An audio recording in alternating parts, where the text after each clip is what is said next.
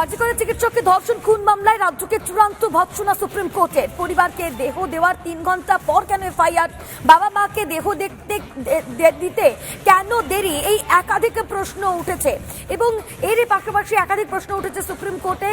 সেই সমস্ত গ্রাফিক্সের মাধ্যমে আপনাদের বোঝানোর চেষ্টা করব। সুপ্রিম কোর্টে অভয় মামলা ডিভিশন বেঞ্চের কি পর্যবেক্ষণ। প্রথম, মামলাটি শুধু একটি রাজ্য বা হাসপাতালের নয়। দ্বিতীয়, দেশের সব স্বাস্থ্যকর্মীদের নিরাপত্তার বিষয়। আরজিকরের যে ঘটনা, সেই ঘটনায় ডিভিশন বেঞ্চের পর্যবেক্ষণ, মামলাটি শুধু একটি রাজ্য বা হাসপাতালের নয়, দেশের সব স্বাস্থ্যকর্মীদের নিরাপত্তার বিষয় এটি। এবং এরই পাশাপাশি সুপ্রিম কোর্ট রাজ্যকে তীব্র ভৎসনা করেছে। রাত 11:45-এ কেন এফআইআর, দেহ সৎকারের 3 ঘন্টা পর এফআইআর কেন, এই প্রশ্নগুলো উঠেছে। এবং ময়নাতদন্তে দেখা যাচ্ছে খুন, তাহলে অধ্যক্ষ কেন বলেছিলেন আত্মহত্যা, পরিবারকে কেন ভুল তথ্য দেওয়া হয়েছিল, কি করছিল হাসপাতাল কর্তৃপক্ষ। রাজ্যকে তীব্র ভৎসনা সুপ্রিম কোর্টের। ডিভিশন বেঞ্চের প্রশ্ন এবং তারই পাশাপাশি পর্যবেক্ষণ। এরই পাশাপাশি রাজ্য পুলিশকেও তিরস্কার করেছে সুপ্রিম কোর্ট। কি এক, আরজিকরে ভাঙচুরে পুলিশ কি করছিল, কেন প্রথমে ঠিকমতো এফআইআর করা হয়নি, এরকমটাও প্রশ্ন সুপ্রিম কোর্টে উঠেছে। এবং এরই পাশাপাশি পুলিশ কি ভাঙচুরের অনুমতি দিয়েছিল। 22শে অগস্ট রিপোর্ট জমার নির্দেশ দেওয়া হয়েছে ডিভিশন বেঞ্চের তরফে। রাজ্য পুলিশকে কার্যত তিরস্কার সুপ্রিম কোর্টের। আরজিকরে যে ভাঙচুরের ঘটনা, তা নিয়ে তিরস্কার সুপ্রিম কোর্টের। এবং এরই পাশাপাশি গতকাল সুপ্রিম কোর্ট একটি টাস্ক ফোর্স গঠন করে দিয়েছে। 10 সদস্য নিয়ে জাতীয় টাস্ক ফোর্স গঠন করতে হবে, এমনটাই নির্দেশ দেওয়া হয়েছে। নিরাপত্তা পরিকাঠামো খতিয়ে দেখবেন সদস্যরা। এরই পাশাপাশি সমানভাবে তদন্ত করবে টাস্ক ফোর্স, এমনটাও নির্দেশ দেওয়া হয়েছে। 3 সপ্তাহের মধ্যে অন্তর্বর্তী রিপোর্ট জমা দিতে হবে এবং তার সঙ্গে 2 মাসের মধ্যে পূর্ণাঙ্গ রিপোর্ট জমা দেওয়ার নির্দেশ দিয়েছে ডিভিশন বেঞ্চ। টাস্ক ফোর্স গঠন করার নির্দেশ দেওয়া হয়েছে। সেই টাস্ক ফোর্সকে 3 সপ্তাহের মধ্যে অন্তর্বর্তী রিপোর্ট এবং এরই পাশাপাশি 2 মাসের মধ্যে পূর্ণাঙ্গ রিপোর্ট। সিবিআইকেও একাধিক নির্দেশ দিয়েছে সুপ্রিম কোর্ট। কি সেই নির্দেশ আপনাদেরকে আরো একবার জানিয়ে রাখি। সিবিআইকে রিপোর্ট পেশের নির্দেশ দেওয়া হয়েছে। তদন্তের অগ্রগতি নিয়ে মূলত এই রিপোর্ট পেশ করতে হবে। 22শে অগস্টের মধ্যেই রিপোর্ট পেশ করতে হবে, এমনটাই ডিভিশন বেঞ্চের নির্দেশ।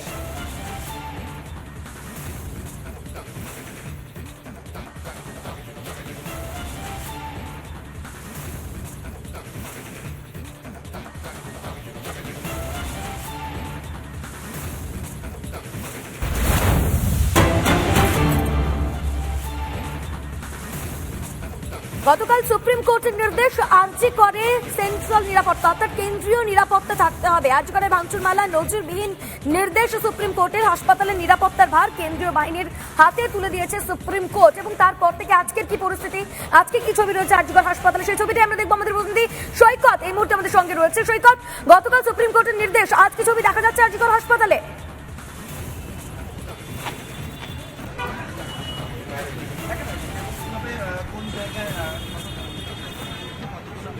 দেখো, এই মুহূর্তে আরজিকর হসপিটালে সিআইএসএফ এর আধিকারিকরা মূলত গতকালকে সুপ্রিম কোর্টের থেকে যে অর্ডার এসেছে যে আরজিকর হসপিটালের নিরাপত্তার সমস্ত দায়িত্বে থাকবে সিআইএসএফ, সেই নিয়ম মেনেই আজকে ডিপ্লয়মেন্টের আগে স্বাভাবিকভাবেই সেন্ট্রাল ফোর্সের আধিকারিকরা তারা ভিজিটের জন্য আসেন। সেই ভিজিটের জন্যই এসেছেন সিআইএসএফ এর ডিআইজি কে প্রতাপ সিং। এই মুহূর্তে কলকাতা পুলিশের আরজিকর হসপিটালের দায়িত্বে থাকা যারা অফিসার, ওসি, নতুন নিযুক্ত অ্যাডিশনাল ওসি এবং কলকাতা পুলিশের যারা ডিসি পদমর্যাদার, এডিসি পদমর্যাদার আধিকারিক রয়েছেন, তাদের সঙ্গে কথা বলছেন। সরাসরি দেখাবো সেই চিত্র। এই মুহূর্তে আরজিকর হসপিটালে সিআইএসএফ এর ডিআইজি কে প্রতাপ সিং, তিনি কথা বলছেন কলকাতা পুলিশের সঙ্গে।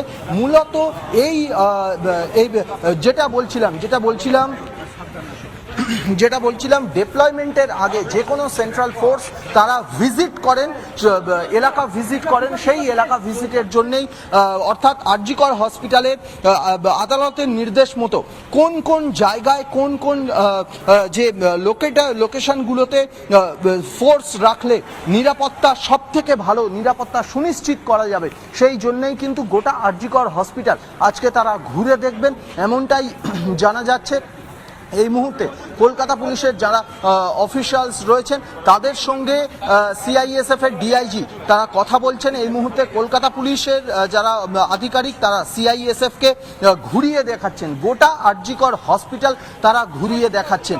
যেটা বলছিলাম যে ডেপ্লয়মেন্টের আগে যে কোনো জায়গায় যে কোনো সেন্ট্রাল ফোর্স ডেপ্লয়মেন্টের আগে কিন্তু গোটা এলাকা ঘুরে দেখে, স্পট ভিজিট করে, কোন কোন জায়গায় কতটা ডেপ্লয়মেন্ট থাকবে। এই গোটা আরজিকর হসপিটালের বিভিন্ন জায়গা, বিভিন্ন অজস্র বিল্ডিং রয়েছে, খুব গুরুত্বপূর্ণ পয়েন্ট যেগুলো রয়েছে সেই জায়গায় ডেপ্লয়মেন্টে এক কোম্পানি দু কোম্পানি নাকি কত সেকশন বাহিনী লাগবে সেই বিষয়টা তারা দেখে নিচ্ছেন। এই মুহূর্তে ডিআইজি সিআইএসএফ কে প্রতাপ সিং তিনি ভিজিট করছেন, তার সিআইএসএফ এর অন্যান্য আধিকারিকরা রয়েছেন।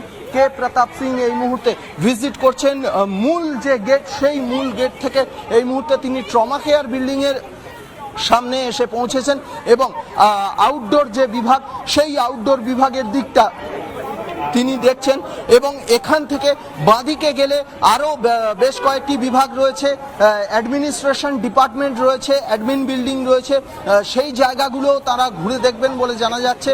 কলকাতা পুলিশের আধিকারিকরা যারা আরজিকরের দায়িত্বে তারা রয়েছেন। এই মুহূর্তে আরজিকর হসপিটালের একজন কর্তৃপক্ষ ডক্টর দৈপায়ন ঘোষ তিনি এলেন, তার সঙ্গে কলকাতা পুলিশের আধিকারিকরা ডিআইজি সিআইএসএফ এর সঙ্গে পরিচয় করিয়ে দিচ্ছেন।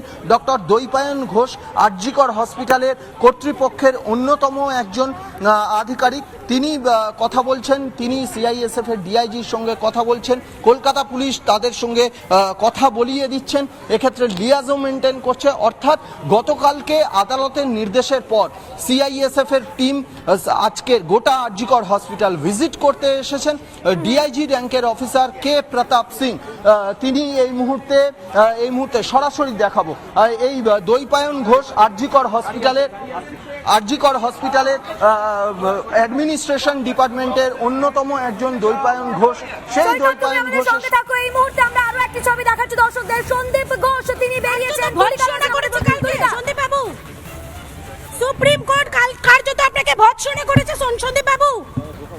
আপনি অধ্যক্ষ ছিলেন সেই সময়, শুধুমাত্র সেমিনার রুমে একাধিক পায়ের ছাপ পাওয়া গিয়েছে, সিবিআই ফরেনসিক টিম সেখানে গিয়েছে, সিবিআই একাধিক ছাপ পেয়েছে। এভিডেন্স কি কোনোভাবে নষ্ট করা হয়েছে সন্দীপ বাবু? কিছু বলতে চান সন্দীপ বাবু? এই মুহূর্তে দেখতে পাচ্ছি যে একেবারে সন্দীপ ঘোষ, তাকে একাধিক প্রশ্ন করা হয় কিন্তু কোন রকম প্রশ্নের তিনি উত্তর দিলেন না।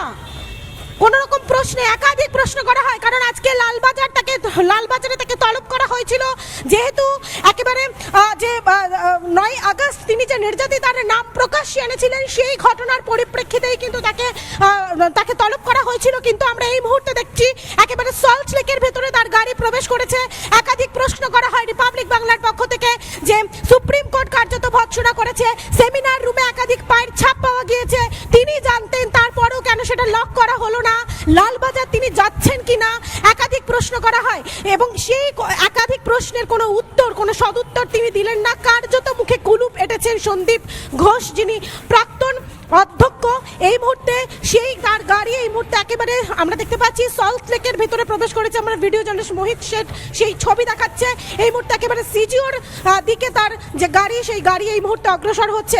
অর্থাৎ যদি তিনি এই মুহূর্তে সিজিও কমপ্লেক্সের সিবিআই দপ্তরে যান তাহলে কিন্তু এই নিয়ে 6 বার তিনি সিজিও কমপ্লেক্সে হাজিরা দেবেন সিবিআই দপ্তরে। গতকাল তাকে 12 ঘন্টার উপরে জিজ্ঞাসাবাদ করা হয়, তারপর রাতের বেলায় 10:30-11টার সময় তাকে ছেড়ে দেওয়া হয়, তিনি সিবিআই অফিস থেকে বেরোন এবং আজকে ঠিক সকাল 9টার সময় এই মুহূর্তে তুমি দেখতে পাচ্ছ সেই ছবি। এই মুহূর্তে সন্দীপ ঘোষ প্রাক্তন অধ্যক্ষ যার বিরুদ্ধে একাধিক অভিযোগ রয়েছে, কাউকে কি আড়াল করার চেষ্টা করছেন কিনা, সঞ্জয়কে বলির বাকরা করে বা সঞ্জয়কে শিখণ্ডী করে বলা যেতে পারে কাউকে আড়াল করার চেষ্টা চলছে।